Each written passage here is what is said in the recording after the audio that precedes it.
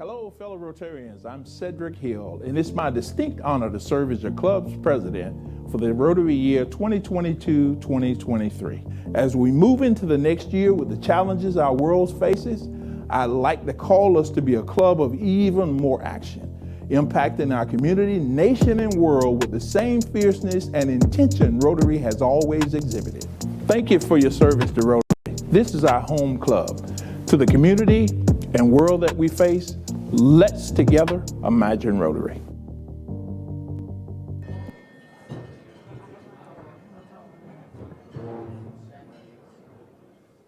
Good afternoon.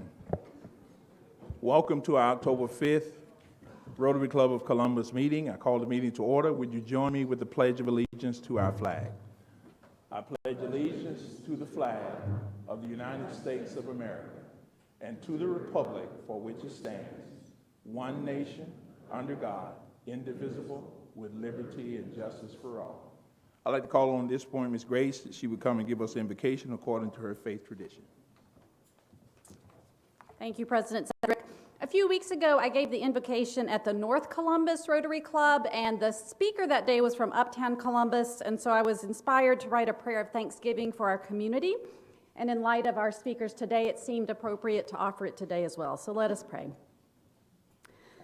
Loving God, giver of every good gift, we give you thanks for the gift of this place where we are blessed to live, for parks and public servants, for libraries and all who support learning, for teachers and trails and not much traffic, for hospitals, a hockey team, and helpers of every kind, for museums, market days, and even a medical school, for the arts and areas to enjoy them, for an airport and airplanes and all who repair their engines, for churches and people of many faiths, for camellias, crepe myrtles, and kayaks, for credit cards and all who process them, for concert halls, classrooms, courts, and consolidated government, for our climate, both the weather and the welcome, for the Creek people who loved this land, for settlers who established this city, and for all who built it, enslaved and free, for our history, for the work of healing, and for hope we find in diversity, for doctors and ducks, businesses and banks, Westville and Whitewater, sodas and scrambled dogs, students and soldiers, rangers and Rotarians. Make us grateful, O God, for these and all our blessings, and make us faithful stewards of all that you give, that all people may receive freely from your bounty and live abundantly in your world. We ask this for the sake of your love. Amen. And I invite you to put some cash in the cans. And I invite you also, many food pantries these days are just struggling to keep enough food on the shelves. So when you encounter a food drive, please be generous with that at your work or church, and bring lots of food to support that. Thank you all.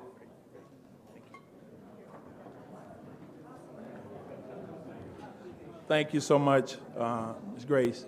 I just had one point of contact that I wanted to make with the club in the sense of a form of news. It just struck a chord with me when I found out that our local Salvation Army leader and captain and actually club member, Jason, was dispatched to Fort Myers, Florida to support the relief effort there. He sent us a letter back, email back, stating that he would not probably be able to be reached, but that the club would be aware of it. So I invite you to pray for him. It took me back to my own personal deployment to World Trade Center during 9/11 and what that's like. He probably won't have sense of communication or engagement, but just keep him in your prayers, keep our local Salvation Army group in your prayers, and certainly the people in Fort Myers as they're kind of sort of going through the process there. Just wanted to make that known to our club because I thought that was instrumental that we would have a club member or an entity from Columbus that would be lead in supporting the efforts there. And when I was in New York, Salvation Army meant everything to us because you're in an area basically where you have nothing. And there are entities that bring food and clothing and things as simple as socks. So it just means everything, and I just want to bring that to your attention. At this point, I'd like to call on Teddy, if you would come. And acknowledge our visitors and guests today, if you would do that for us.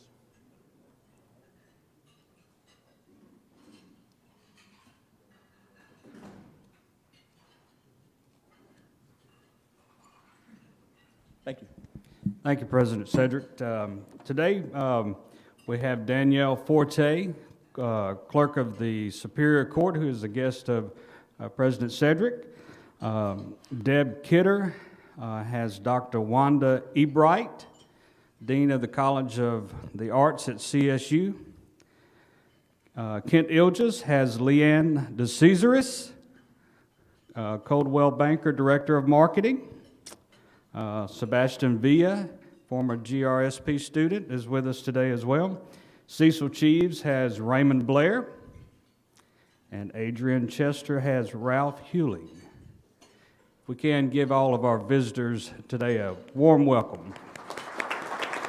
Thank you. To our visitors and guests, I just want to personally thank you for being with us today, acknowledge your presence. We hope that something that will be said today that will be enlightening to you and be things that will engage you further in the community and the efforts that we're working toward to unify our community. Each week we recognize a soldier in commemoration and to support the efforts that we have had with one of our club members, Colonel Retired Ralph Puckett, which has done some instrumental things, not only in this club itself, but at Fort Benning and just as a soldier. So each week we recognize, and I think Greg Camp is going to come and bring us our Soldier of the Week. Greg, if you would come. President Cedric and fellow Rotarians, it's truly an honor for me to be able to introduce this week's Ralph Puckett Jr. Soldier of the Week. Master Sergeant Zachary Conaway was born and raised in Walnut Cove, North Carolina, and I learned something. That is actually right next door to Mayberry, North Carolina. It really exists. He used to get his hair cut at the barbershop that's in the Andy Griffin Show. Yeah. Yeah, he's an advertisement for them. They do a really good job.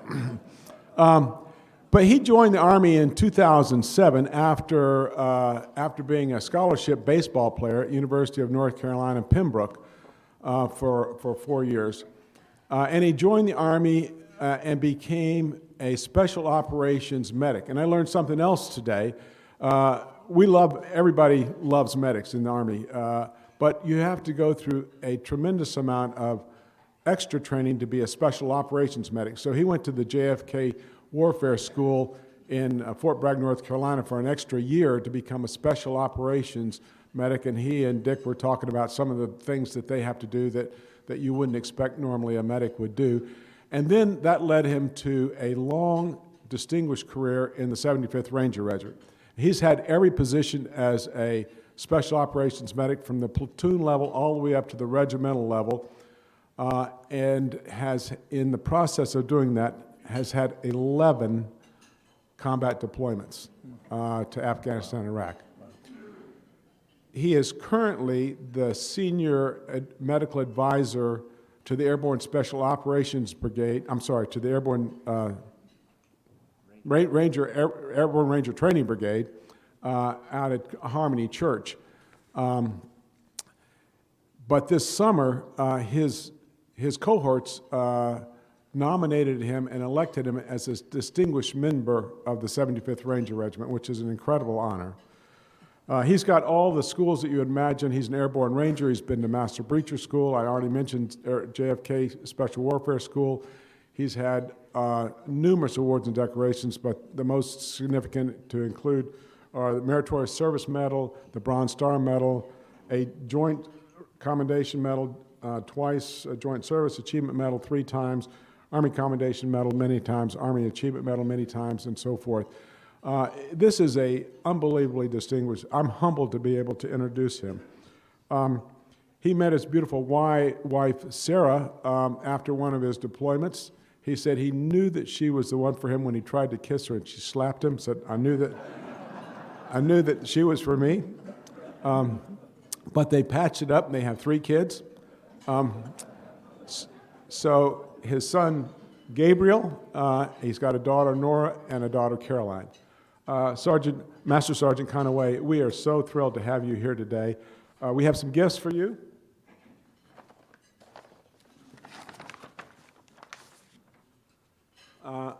First of all, this will mean a lot to you, being a Ranger as you are. The Colonel Ralph Puckett Jr. Soldier of the Week certificate. We also have a challenge coin for you. You certainly know what that's all about. We have a somewhere. Oh, the coin was attached to the. Thanks, Dick. Was attached to the passport to the arts.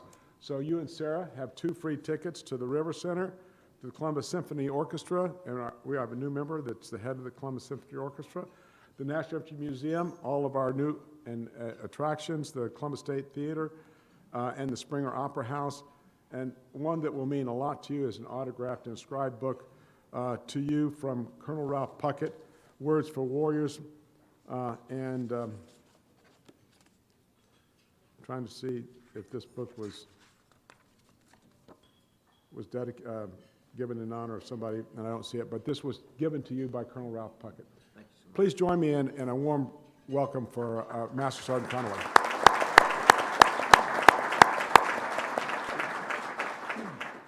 It's humbling to be here. I really appreciate this. I was trying to think of something to say, and as I was up here, it occurred to me, don't forget what small gestures can do for someone in their day, whether it be a smile, whether it be a book, right? Those ripples make waves, and those waves will change our communities at large. Thank you for this.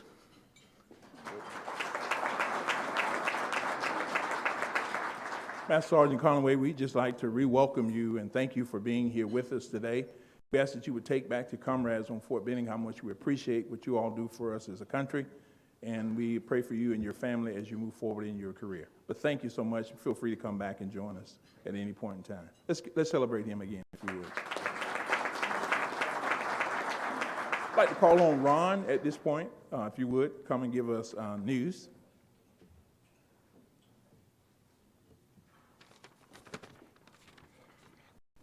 Good afternoon. Here's a look at your headlines. Twitter deal resumes.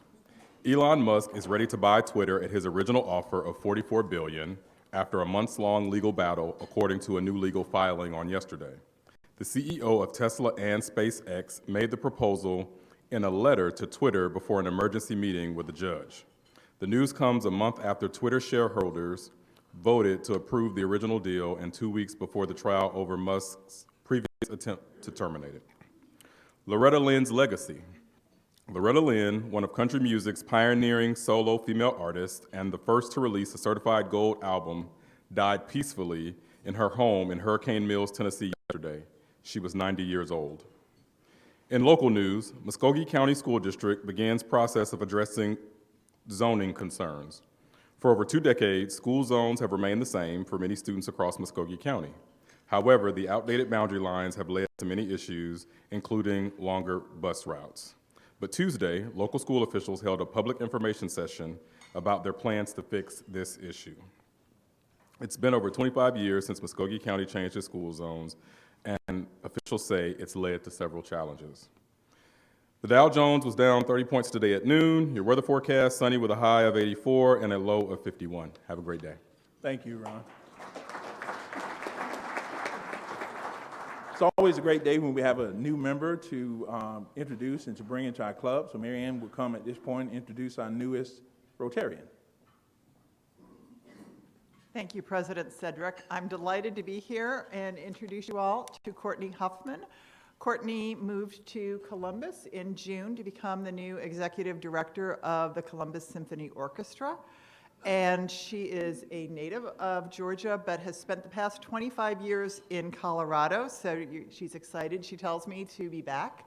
She's been in arts leadership for the past 8 years, and specifically, she has led the Boulder Chamber Orchestra, the Pro Musica Colorado Chamber Orchestra, St. Martin's Chamber Choir, the Longmont Symphony, and the Seicento Baroque Ensemble in Boulder. She has a bachelor's degree in psychology and a master's degree in organizational leadership, and she has jumped into the community, not only in joining Rotary, but she's also now on the board of the Columbus Ballet, and she's a member of Columbus Women for Good. And today I have for you a certificate of membership and a folder of material, your membership badge, and a Rotary pin. And please join me in welcoming the newest member of Rotary.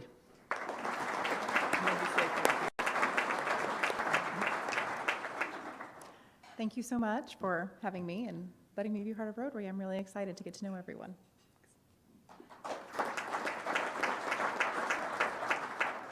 At this point, I'd call on Alan Harkness, which will give us actually a literacy project. Alan, if you would come. Thank you, President Cedric and fellow Rotarians. A couple things I want to cover for you today. Our literacy project this year, we're no longer going to be doing dictionaries, and for some of you, that's going to be a real heartache, but I'm going to ask you to get over it. We're going to be moving forward with first readers of Muskogee County. Many of you know Warren Steele, who heads that up here in Muskogee County, a former Dan Reed Award winner. First Readers puts books in the hands of children 0 to 5, especially underserved populations. They get a book in the mail every month. It's a real special program. So besides supplying First with a few dollars, there's two ways that our Rotarians can be active in helping First reach this population that we're trying to reach. On October the 27th, this is a Thursday, there's going to be Read for the Record, and those of you who are interested can come and read in one of MCSD's preschools. There's a sign-up sheet in the back and a card corresponding with each date so you can remember. I will bring you a packet that has 10 books that you can put in that classroom that you read to, and then the book you read, Nigel and the Moon, will also be a gift to that particular classroom. So some wonderful things. So you can sign up to read, or if you want, you can help out at community events when we sign up more kids for First. Because it's 0 to 5, kids age out pretty fast. We're always adding new kids. So there'll be a couple different possibilities, and we'll let you know dates about when we sign kids up for First. Thank you so much, Alan. Thank y'all.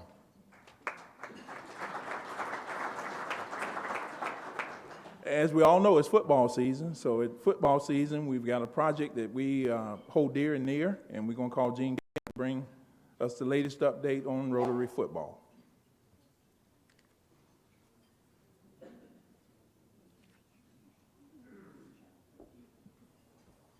First of all, let's give a shout out to Georgia Tech.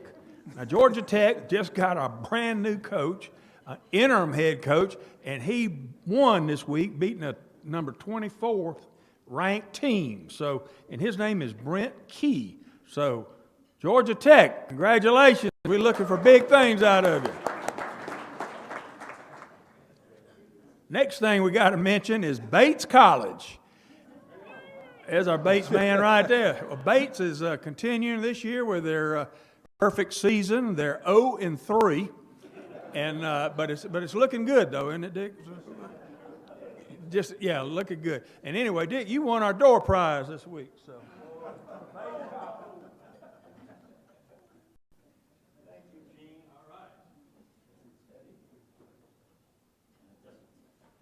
Well, everybody knows the big news coming up Saturday, and that's going to be at 3:30 on CBS.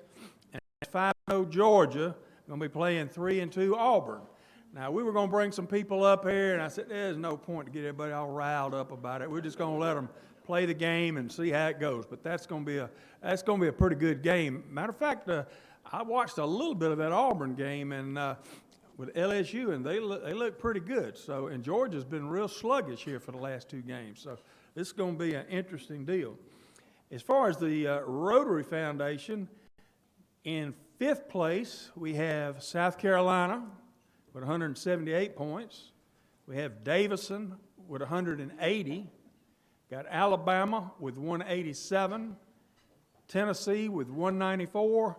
And Georgia with 195.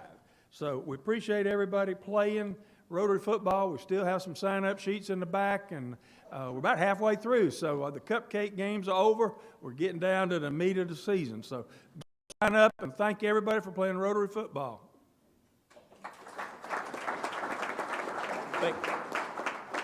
Thank you, Jim. Just a couple of announcements before we have some of our others come forward to you. Tomorrow, we'll actually have our Zoom happy hour. That'll be from 6 until 8 p.m. And for those that receive the physical invoices, they'll be back on the table as you begin to leave. Now, you know, we've been implementing or have implemented some work projects. We're rolling into what we call People of Action as Rotarians. So we've got 2 announcements that's going to come on projects that we basically have. So we'll convey over to Past President Joe, and then following that, we'll have another group that's going to come right up behind them. Past President Joe, if you would. Thank you. Julio and I were asked to come up and give you guys an update on the Rotary Garden project that we're going to be doing. Service Day is planned for Saturday, October the 22nd. There's some other Rotary events that are happening that day as well up at Warm Springs, so I recognize that some of you guys will be at that. But for those of you that are in town and want to be involved, we're going to be meeting on site at the garden. Ryan has put some pictures up here for us of the site itself. This field sits behind Marshall Middle School and J.D. Davis Elementary School. You can see that's a picture showing where a greenhouse will be installed. We hope to do some of that. They've already got some raised beds. You see a blue post there that the city has put water out there on the site for them. We had about 10 or 12 people out on the site yesterday for a pre-planning meeting. Our tasks are going to include, the big one is putting together a greenhouse. We've got a number of folks that have construction expertise that are looking into that to see if that's something that we can pull off. We hope to at least be able to get it started and heading in the right direction. We're also going to be plowing the field. That may or may not happen actually on the 22nd. That we may do that separately, but we're going to be chopping down some small trees. So people that have chainsaws and large pruning shears, those are welcome. We hope to have you out there. I don't know if there's anything else that you wanted to add to it, but the garden is in the Midtown district, and so Julio has been very involved from the beginning of this, trying to figure out how to make this work, and so we're blessed to have a number of folks that are just trying to make the community better, go along with today's theme as well. So I hope all of you guys can come out and join us. Tell us how we can get involved. Who do they come to see, you, Julio? Come to see either of us. Reach out to us. There are a number of other folks that have already shown interest, but please, this is going to require a number of volunteers, and so it doesn't have to be just people within this club. If you have other friends, family members, neighbors out in the community that you want to get plugged in, this would be a great way to do so. So we thank you. We mean business with it, so we're looking for 50 volunteers. 50, which is is very modest in my opinion to what we have here. So if you don't come to me, I'll be coming to you. Next announcement we have is our next work project. I'm sorry, Jim.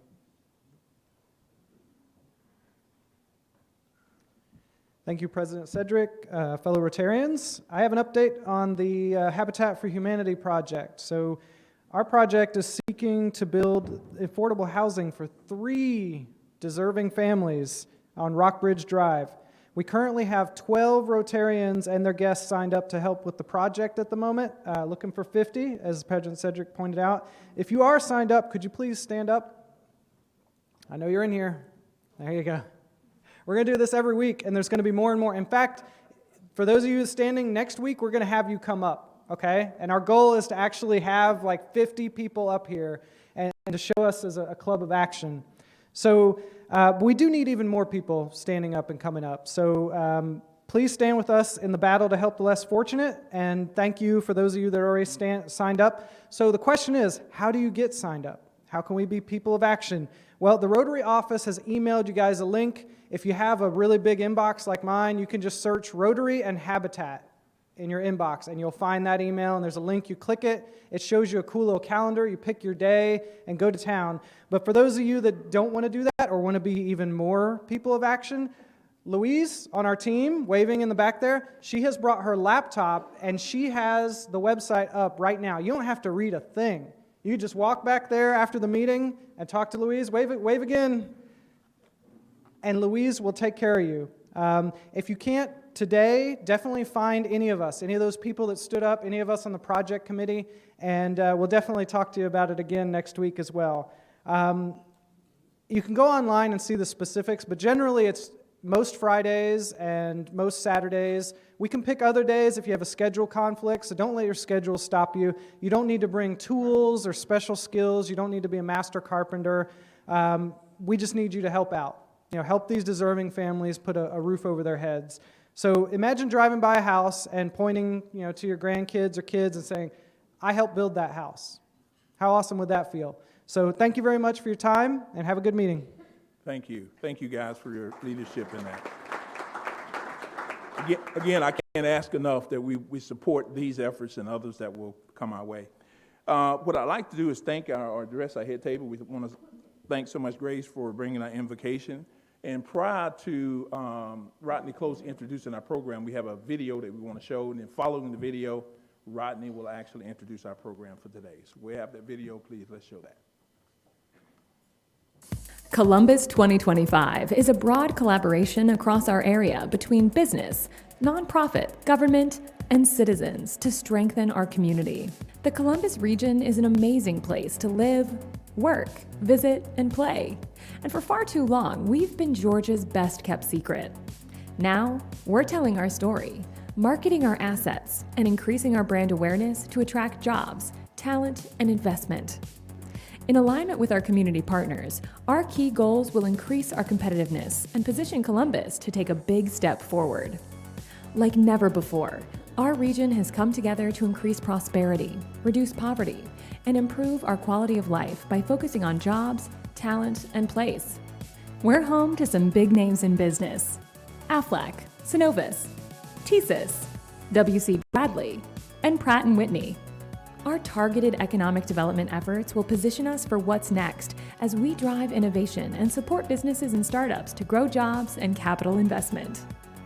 Columbus 2025 will attract, retain, and develop a sustainable workforce essential to our region's growth. The economy of the future depends on the ability to work from anywhere. Recently named one of the best cities for remote work, we are primed and perfectly sized to attract talent to call Columbus home. From cradle to career, we're building a workforce pipeline to fill the jobs of the 21st century.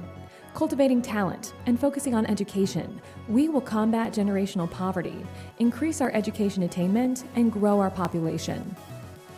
The Columbus region offers a dynamic and diverse quality of life. We're creating vibrant and connected neighborhoods and public spaces, investing in the arts, trails, outdoor recreation, and a focus on our river where urban whitewater with Class 5 rapids makes for a one-of-a-kind experience right here at home. Meaningful progress requires major investment. In recent decades, community leaders have invested in the development of our region. Columbus 2025 is designed to amplify that investment with cross-sector collaboration and a community focus. Columbus 2025, one plan, one vision, one community, working together for a greater Columbus region.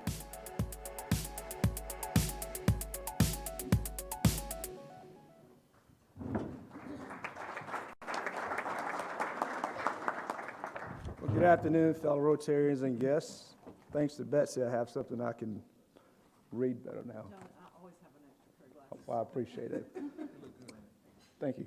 Betsy Covington is the president and CEO of the Community Foundation of the Chattahoochee Valley, one of more than 700 community foundations across the country dedicating philanthropic service to strengthening the communities for present and future generations. Since joining the Community Foundation in 2001, Betsy has worked alongside the board position this 24-year-old organization to enable, promote philanthropy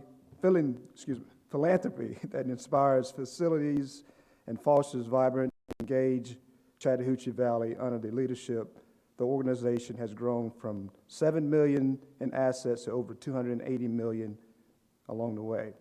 Since the inception of the Community Foundation has received gifts of more than $432 million, has generated more than $238 million into the community across a broad spectrum of charitable needs, and have generated an additional $90 million in philanthropic value through and pooled investments.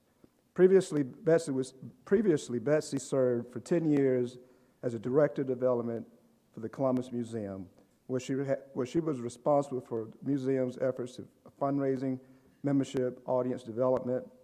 A native of Columbus, Betsy is a graduate of the University of Vanderbilt University with a degree in communication. She has served as president of the Georgia Council of Community Foundation and chair of the Southeastern Council Foundation's Community Foundation Leadership Team. A graduate leadership of Columbus and Leadership Georgia, Betsy currently serves as chair of the Columbus 2025, the multi-county area's comprehensive long-range planning effort, and the executive committee of Home for Good, the implementation efforts of Columbus' 10-year plan to eliminate homelessness. She is a past president and current member of the Rotary Club of Columbus. Betsy and her husband, Rick, are the parents of 2 adult children, Becca and Richard. Please join me in welcoming Betsy to the stage.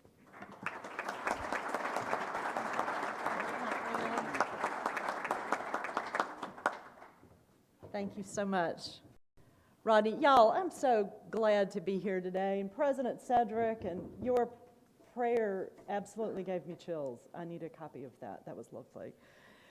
It is a treat to be back in front of this great group and talking about something that I care so deeply about. Y'all know me as the president of the Community Foundation, and Rodney was kind enough to share a lot of the numbers. I mean, we're a $300 million community foundation that helps donors of all sizes and stripes be good to the communities that they love.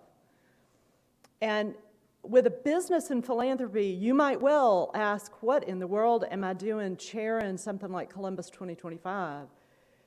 Fortunately, though, the Community Foundation's trustees, many of whom are in this room, and I and my staff instantly understood the value and the possibilities of something like Columbus 2025.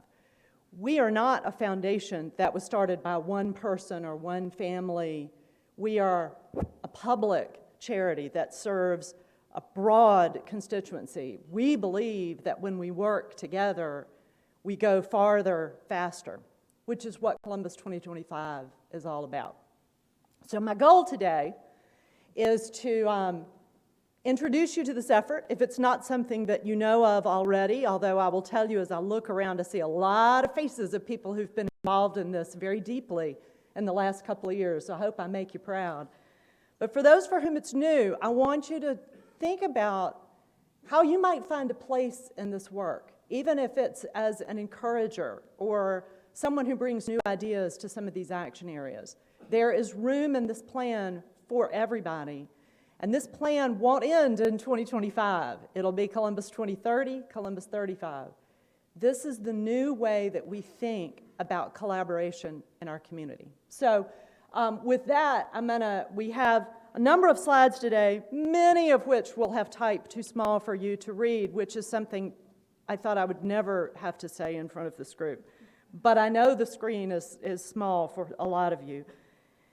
The concept of Columbus 2025 is that this is a collaborative economic development plan, yes, but broader community strategy for our entire region that's designed to help us increase prosperity, reduce poverty, and improve the quality of life for all of our citizens. It is something new. We've never tried anything this big before, but y'all know this is a community that works well together. So the timing for this was right. And you're going to hear why it's really, really needed. What Columbus 2025 means for the region and for you in this room and your kids and your grandchildren is we will have aligned goals, we'll have shared efforts and metrics, and we'll focus strategies across government, education, businesses, nonprofits, and philanthropy. Tabitha Getz, who's the executive director, who is marvelous, is running our slides, and I appreciate it, Tabitha.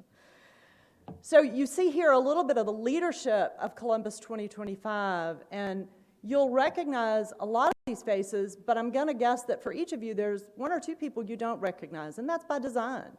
We need to cultivate leadership in our community. We need to introduce new leaders to this broad effort, and when I tell you there's room for you, I'm not kidding. So far, a wide cross-section of organizations are involved in 2025. More than 300 organizations are active in at least one of our action areas. Audrey Tillman from AFLAC is chairing our capital campaign. Heath Schondelmeyer from Synovus will take over for me as board chair at the end of this calendar year. Rodney, who introduced me, thank you, sir, and Gerald Mitchell, who's the president of our chamber, represent the chamber. And I tell people all the time, this is an effort that the chamber has supported from the very instant of its founding.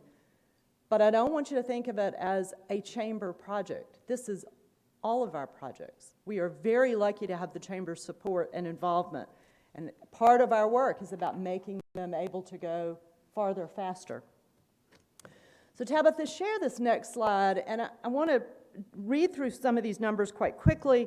Columbus 2025 came out of several of our intercity leadership visits, and if you've not been on one of those, I encourage you to jump on next year's. We just got back from Asheville a week and a half ago. But we were learning that a lot of the successful cities in the country are having these larger community plans rather than thinking about economic development in a silo and arts and culture in a silo. It's everybody looking together as we recognize that a lot of the things that are challenges we can address across a spectrum more efficiently. So it was time for the chamber to do another economic development plan, and several of us said, hey, can we do something that's broader? And thankfully the answer was yes. The first step was what we called the Regional Prosperity Initiative. We did a study, like we do, that compares us to 9 peer cities. You can't read the tiny type there, but it's Huntsville, Augusta, Chattanooga, Savannah, Montgomery, Greenville, Clarksville, Tennessee, and the cities of Fayetteville in both Arkansas and North Carolina. Those are cities with whom we compete for talent and business pretty regularly. So we wanted to know how we stand. Some of the things we learned, we kind of had an idea of already, but some things surprised us. As we looked at these cities, our population growth for our area ranked 58 out of 61 metropolitan service areas in the Southeast. Our business startups, we were 10th out of our peer group of 10, of the percentage of employment in firms that were less than 5 years old. So we have a lot of room to grow in the entrepreneurialism area. Our poverty rate of 21% is well above the state average, and our educational attainment of 21% college degree is the lowest percentage of bachelor's degrees among those peer cities.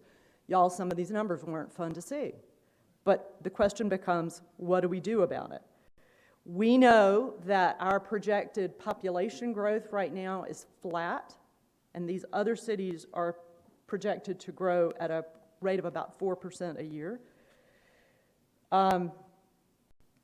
We've got to attract and retain talent and improve our educational attainment. I think y'all have heard me say in other talks here, we believe the future of cities in the country is largely based on our ability to attract, retain, and develop talent. Because what we've seen during COVID especially, but y'all, we knew it ahead of time, people can increasingly live wherever they want to live. And they choose where they want to live first, and then they either start a job or they get a job once they get there. So if we aren't on the map for these people, and we aren't selling ourselves, they'll never know about us. So, how does Columbus 2025 work? Let's see here, Tabitha. We focus on 5 action areas, and then we have a 6th that we call our overarching principle. So the action areas give us a way to focus efforts specifically. Cohesive image and identity is about promoting the brand of the Columbus area. Lots of potential there. Targeted economic growth is the more traditional economic development area. Great chamber work there. Talented, educated people is fascinating. It is a large one. It is looking at our workforce from cradle to grave. So it is all about the whole person. And there are partnerships that have been formed in that area that have never occurred before already. And I'm just so excited by people's willingness to come together and talk about what's going to make us stronger. Vibrant and connected places is probably a new way of thinking for a lot of you if you're used to community plans. Connectedness is about physical connectivity. How do we make it easy for people to move around our communities? for jobs or exercise or appreciating quality public space, but it's also about how connected a person feels to their community. And we believe quite strongly that people who have a high degree of connectivity are better citizens. They tend to vote more, they tend to litter less, they tend to commit fewer crimes. They're really important factors to connectivity. An enterprising culture is about lowering that bar for starting new businesses and growing them. And then in 2020, we created the equity and economic mobility as an overarching principle of what we're doing. So it's not a separate action area. It is indoctrinated into each of these other 5 areas. And Warren Steele chairs it for us and does such a good job of making sure that we're thinking about equity and economic mobility at the center of our work. Y'all may not know it. Our area ranks in the bottom 70% of the country for economic mobility. So if you are, in the bottom 7%, if you are born poor in Muskogee County, the chances that you will die poor are overwhelming. That isn't good enough. That's not the city we want to live in. So we have an opportunity for investment and a focused effort to create jobs, talent, and place to transform our community. We won't achieve it by 2025, but again, this is the new framework for the way we'll think about progress. We're focusing on jobs. The Chamber of Commerce has set a goal of adding 6,000 new jobs that will result in approximately, y'all, $330 million in new annual payroll. So when we talk about working in 2025 being an investment, that's the kind of return that we're looking for. Imagine what that could do for a lot of the places in our community. Talent is, like I said, quite important. We don't want flat growth. We want to set a projection of 4% like our other peer communities. That level of population growth would give us about 12,000 new residents, and that would add over $700 million to our local economy. And in terms of place, those of you who've lived here a long time have probably had to explain to people who live 50 miles from here where Columbus is and what we're doing, and we are ready to stop that. We have invested a great deal in this community, and we are proud of it. And if you want to be proud of it this weekend, please go to the World Cup kayak competition. They'll be down on the island in the middle of downtown, and these are over 100 competitors from 16 different countries, and I got to spend a little time with them yesterday. Seeing this area through their eyes is wonderful. They love this place. They're ready to move the competition here every year. That's the kind of response we get for people when they discover this area, but you got to get them here first. So we're going to focus on telling that story. Our budget, and I understand, I'm not here to ask you for money, but I want you to know that Columbus 2025 is asking for an investment for our community of $11 million over the next 3 years to implement the things that we know we need to get done. Some of those are new programs that 2025 is running. Some of them are lifting up and supporting existing programs that are happening at other organizations. So this isn't about creating a new beast that's doing all the work on its own. This is collaborating with a lot of other organizations. But we have specific areas where we're investing the money. We have specific metrics that we're going to look for when we try to guess and gauge whether it has been an investment that pays off. So this next slide, when I told you that we aren't creating it all ourselves, these are some of the efforts and organizations that are being supported by 2025. It's not all of them, but this represents a good list. United Way, for example, is housing the basics. So if you haven't seen cv.thebasics.org, it is a great website that if you have young children in your life, will help you make sure that their brains are being developed by the time they reach age 3 so that they can have capacity throughout their life. It is incredible, it's easy, and it's fun to do. So I urge you to do that. The Basics lives at United Way, several of these other projects do. There are great things happening. A couple of current projects I want to lift up just quite quickly. We've hired Jackson Spalding, which is a company many of you might know. They're a marketing PR firm that does work, particularly in the Southeast, but across the country, to put together a marketing campaign to introduce people to this area.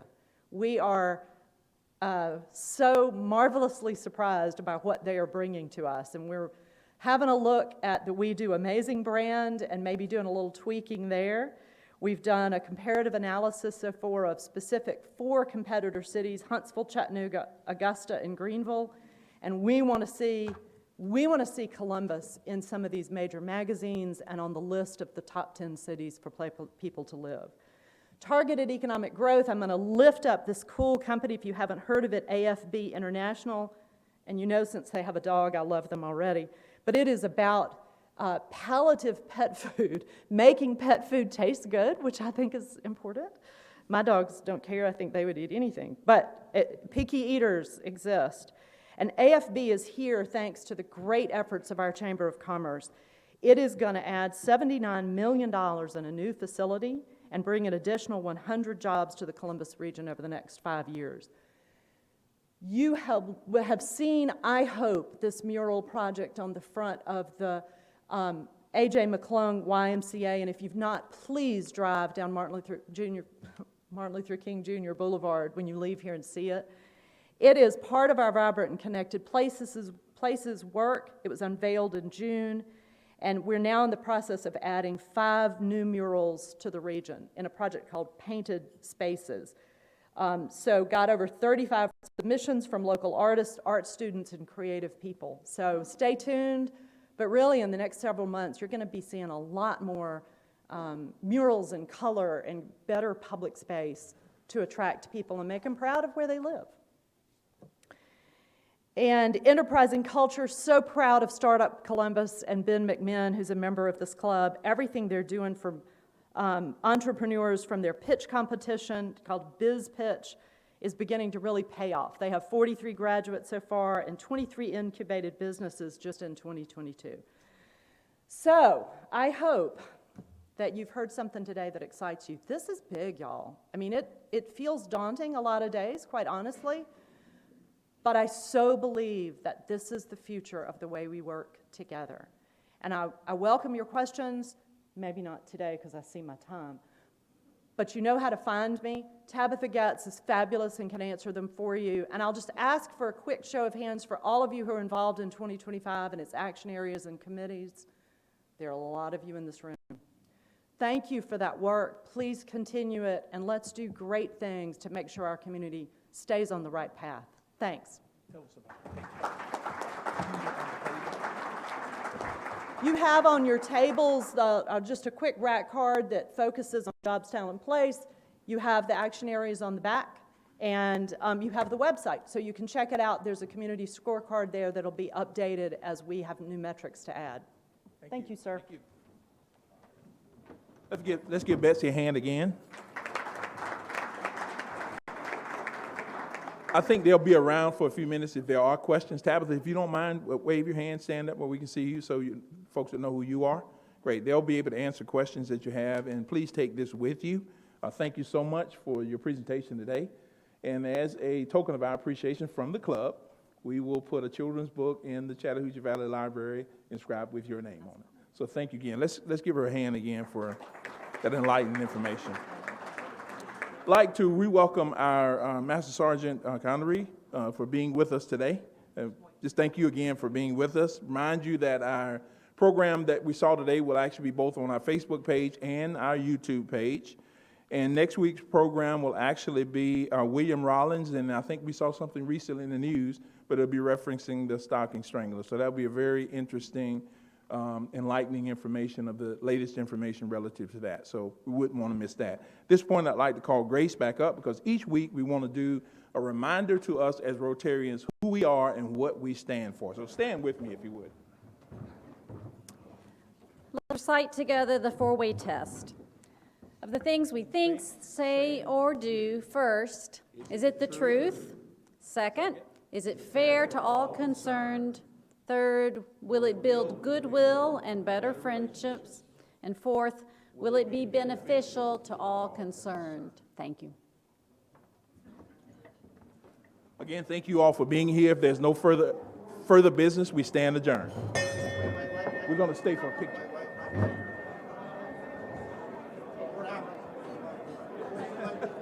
Let's stay for a picture.